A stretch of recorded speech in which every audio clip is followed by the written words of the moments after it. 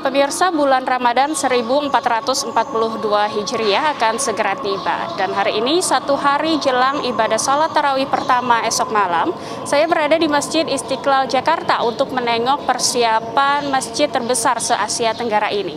Dan ini akan menjadi kali pertama Masjid Istiqlal membuka kembali untuk penyelenggaraan ibadah sholat tarawih di tengah wabah COVID-19. Setelah tahun lalu meniadakan ibadah sholat sunnah tersebut. Lalu seperti apa kesiapan Masjid Istiqlal dalam menyongsong Ramadan tahun ini? Berikut berita selengkapnya untuk Anda. Ramadan tahun kedua di masa pandemi COVID-19 kali ini berbeda. Masjid diperkenankan untuk menyelenggarakan sholat tarawih berjamaah. Begitu juga dengan Masjid Istiqlal Jakarta yang turut berbenah terkait penerapan protokol kesehatan 3M di tempat ibadah agar umat nyaman saat melaksanakan sholat tarawih di sini. Penetapan jarak fisik pada shaf makmum dan penggunaan masker selama ibadah menjadi peraturan utama yang harus dipatuhi saat menjalankan sholat tarawih di Masjid Istiqlal.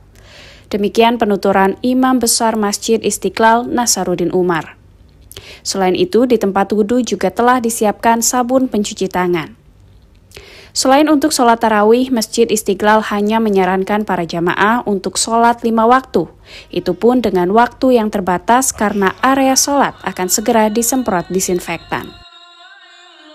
Karena Masjid Istiqlal ini adalah masjid negara dan kami berobsesi betul bahwa kiranya segenap atau seluruh masjid, musalla, langgar, surau, menasa di Indonesia ini juga bisa mengikuti protokol yang sama yang diterapkan di Masjid Istiqlal.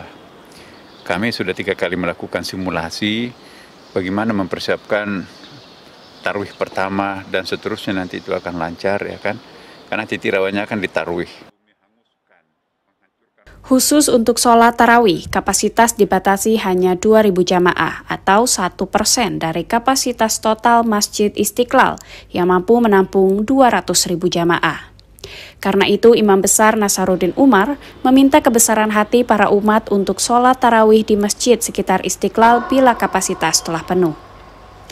Ia juga menyampaikan pelaksanaan sholat tarawih di Masjid Istiqlal akan lebih singkat, termasuk dalam bacaan sholat dan ceramah. Bahkan rangkaian pembacaan ayat suci Al-Quran dan terjemahannya juga ditiadakan.